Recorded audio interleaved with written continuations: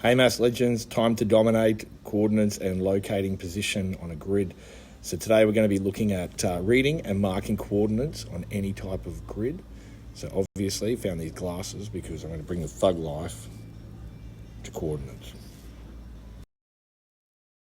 All right, Math Legends, what we're going to need to be able to do here is we're going to need to be able to identify and write coordinates, especially ones that are marked on a grid. So for me, that's going to be about knowing which of the two axes we read first, because if we don't get those right, then we're not going to be able to identify the exact coordinates. The second part is you can mark a point on a grid if I give you a set of coordinates. So one is about being able to identify the coordinates, the other is about being able to identify where it actually is. Again, both will take a matter of understanding which of the axes, the X or the Y, goes first. Okay, here's my first example, and in this case, we've got the coordinates already given, which is A is equal to 2, 6. So if I have a look here, I can find the A. I know that I always do the X-axis first. Now, the X-axis is always the axis at the bottom. So this is our X-axis, and you see I do that my fancy X there. And we do the Y. Now, a really good rule to remember for this is X is across. So X is across, X is across. So we're actually using the axis that goes across the bottom. All right, so we always do that first. Other people say you need to be able to crawl before you walk. So we're going to go crawl across the bottom, and then we're going to get taller and we're going to walk up the side. So we go 2, 6. So we go to the bottom first. Then we go and we find the 2. Here's the 2.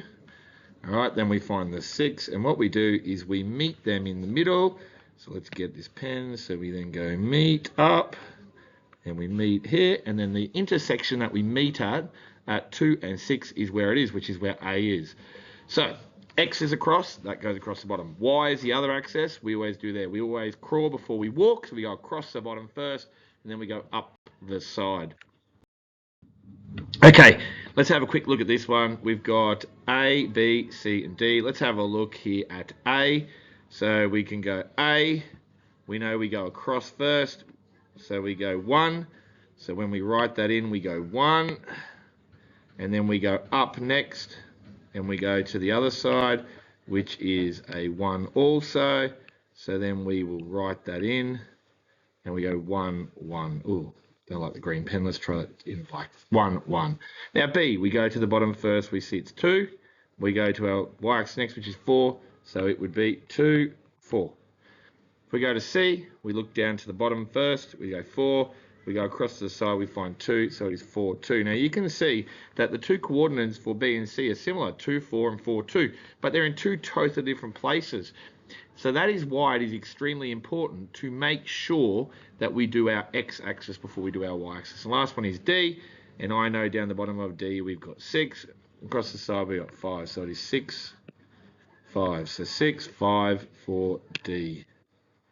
All right, 6, 5. Let me write that in. 6, 5. Okay.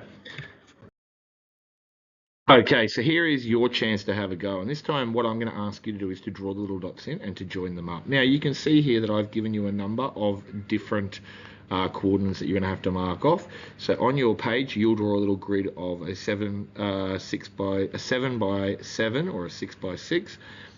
And you're going to find out what shape this makes. Now you'll start at the top here where it says start. So let's quickly highlight that start button there. There we go, start. And then every time you put a new dot down, you're going to join it up with a straight line.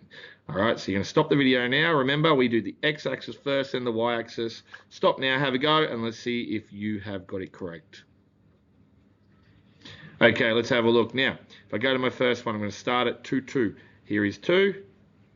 Here is 2. And here is 2. And I'm going to join up in the middle. There is my 2. Great. Move to my next one. 2, 6 and 2. 6 at the top. Where does it meet as the intersection? It meets right here. I'm then going to go to 6, 6. The 6 is down the bottom, just down here. Up to 6 up the top. And I'm going to put in my little spot just there. And then I'm going to do my last one, which is 6, 2.